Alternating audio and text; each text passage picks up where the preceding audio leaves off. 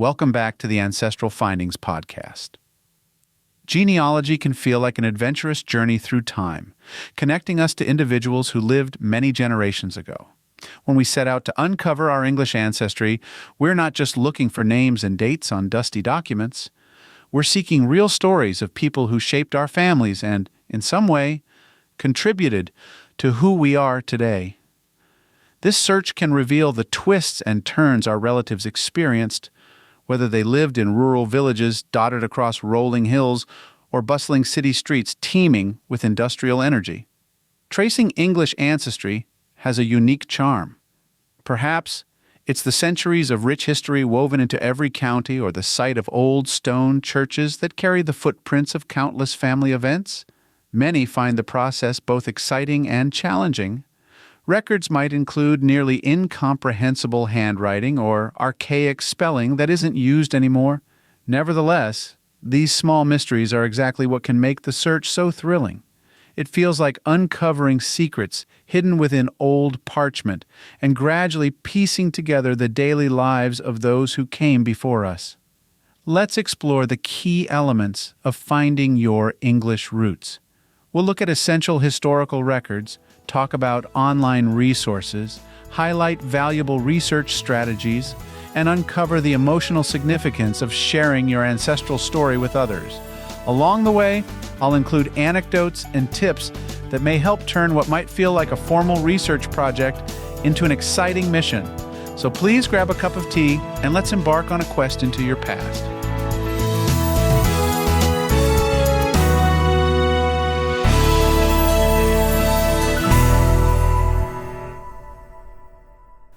If you've ever wondered what everyday life was like for your ancestors in a rural village or a bustling English town, parish registers can be a wonderful starting point.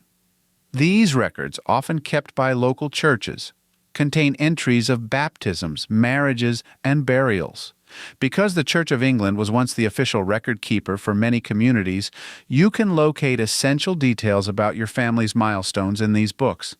Since the government took over record-keeping responsibilities, they were especially valuable before civil registration began in 1837.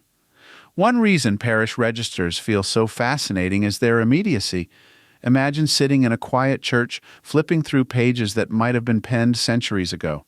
You might uncover the record of your fifth great-grandparents' christening or see scribbled notes next to a marriage entry, revealing glimpses of local customs and family connections.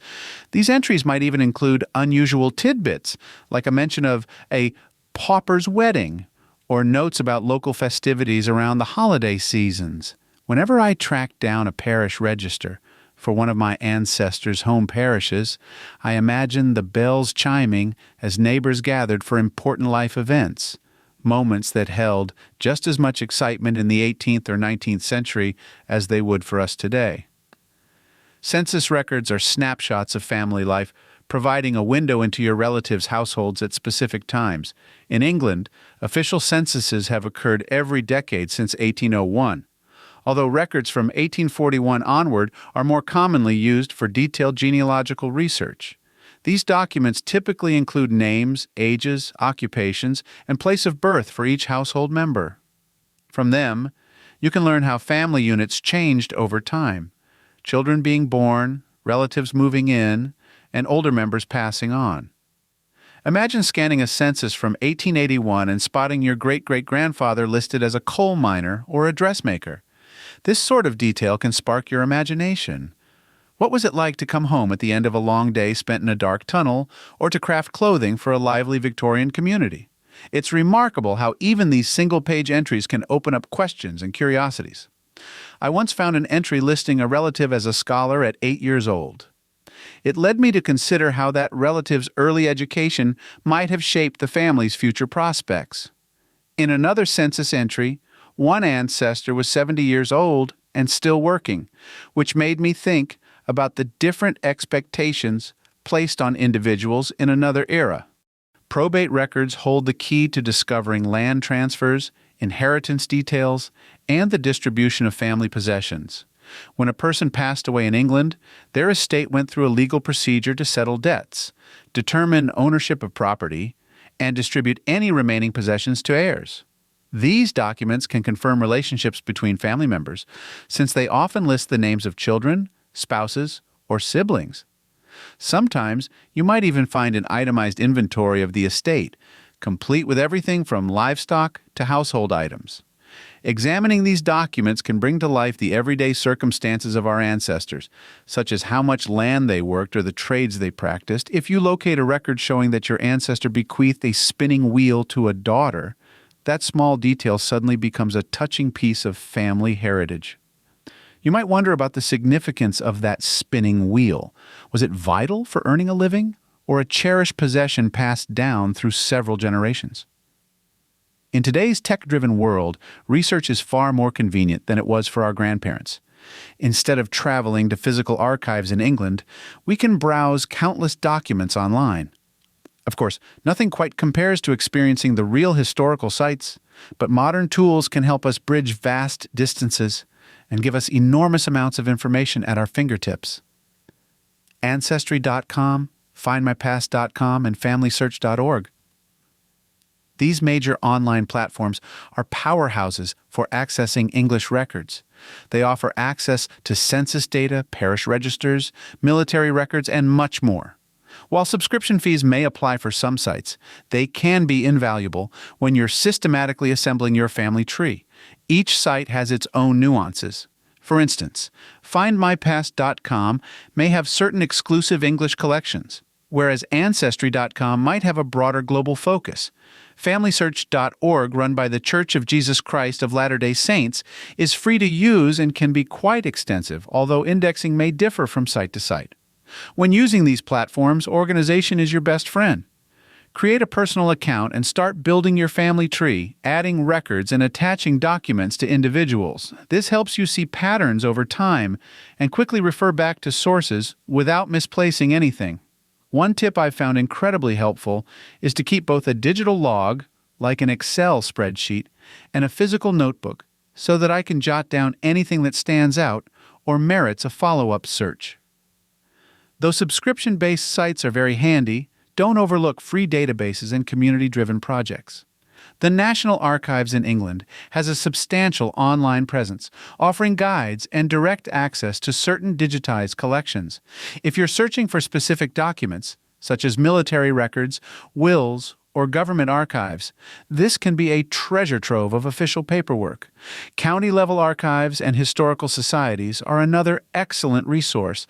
Often, these societies store local records, news clippings, and genealogical research contributed by community members. Many have their own websites with online catalogs, or they can guide you to local volunteers who have transcribed old registers. In some cases, you may even find free message boards where fellow enthusiasts chat about local families. A simple search along the lines of Lancashire Historical Society or Sussex Family History Society might lead you straight to a regional group that has already done years of legwork on surname clusters. Here are some tips for navigating online databases. Vary your search terms. Names in older records can appear with countless spellings thanks to shifting dialects and evolving language. Try different versions of your ancestors' names or type them phonetically. Use filters wisely. Most genealogy websites allow filters by location, date range, record type, and more. Narrow things down, but be careful not to exclude valuable possibilities through overly restrictive searches. Keep a research journal. Note the date of each search, where you looked, and any results, even if negative. This can save you from going in circles later. Leverage hints with caution. Automated hints on sites like Ancestry can be a good starting point, but always verify details with original sources or official records. Any successful genealogical project begins with gathering the information you already have. Begin by talking to relatives, combing through old family albums, or taking a look at birth, marriage, and death certificates in your possession. By writing down every detail you uncover, dates, names, occupations, places, you create a foundation for your research. It's easy to overlook living relatives as valuable repositories of knowledge. Even small anecdotes from a great aunt could direct you to a specific region of England or a local tradition that makes your lineage clearer. I learned this lesson firsthand when my mother casually mentioned that her grandfather grew up near the docks in Liverpool. That detail opened a gateway to maritime records and eventually led me to discover that he worked on a local ferry. Without my mother's offhand comment, I might never have searched in that direction. Once you start gathering information, it's time to piece everything together in a structured family tree. Many genealogical websites offer interactive tools that let you add relatives, documents, and events step by step. As you enter more data, you may uncover new connections to other people's family trees. Proceed carefully, though. Just because someone else's tree lists a certain person as your ancestor doesn't mean it's accurate. Always confirm any claims by looking at solid documentation. Think of this process as assembling a massive jigsaw puzzle. Each new record you find can be compared against what you already have. Over time, you'll notice patterns. A last name might appear in a particular village for multiple generations, or you'll see a tradition of naming sons after their fathers. These repeat patterns can be clues that you're on the right track. Genealogy doesn't have to be a solitary pursuit. In fact, it can be wonderfully social when you engage with others who share your passion or have overlapping family lines. Online forums and family history societies dedicated to English genealogy can be excellent places to ask questions, swap information, and look for potential leads. Don't hesitate to post a message on a community board saying, "I'm searching for the descendants of John Smith from Kent, who lived there in the late 1800s." You never know who might see your message and have relevant records or photos. Collaborating in this way not only multiplies your research efforts, but also breathes life into the discoveries you make. Hearing someone else's story about a shared ancestor can enrich your understanding of that person's life. I've had experiences where a fellow family historian sent me a scanned newspaper clipping about a distant aunt's wedding, complete with vivid descriptions of what the bride wore and who attended. Suddenly, that aunt became more than a name on the tree. She felt like a real person living in a particular moment. Once you've located several generations of English relatives, you might feel a deeper emotional impact than you anticipated.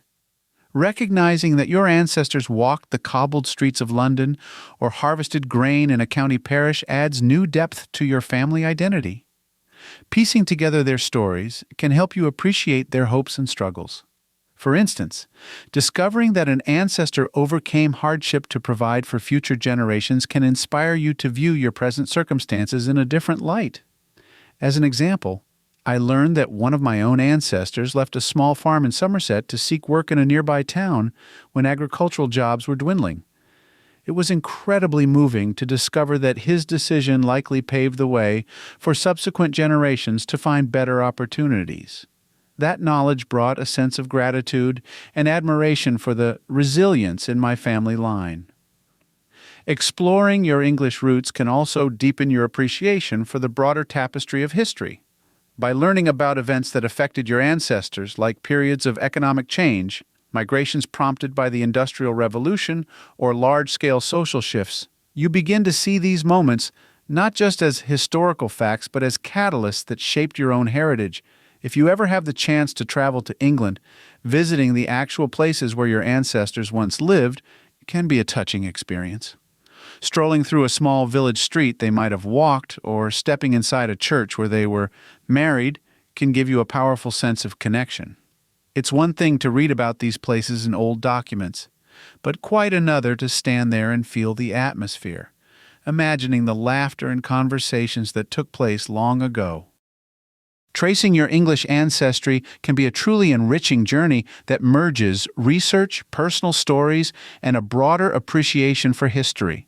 From the careful examination of parish registers to the exploration of census records and probate files, each piece of evidence offers a window into the daily lives of those who came before us. Modern online platforms have made it easier than ever to find and organize these discoveries, though it's vital to approach them with a thoughtful, systematic method. Starting with what you already know sets a sturdy foundation, while building your family tree step by step helps connect generations that once seemed lost in the haze of time. The community aspect of genealogy, whether through digital forums or local societies, can add another layer of richness, as shared knowledge fosters collaboration and sparks personal connections. Ultimately, The emotional impact of uncovering and preserving your family's narrative may surprise you.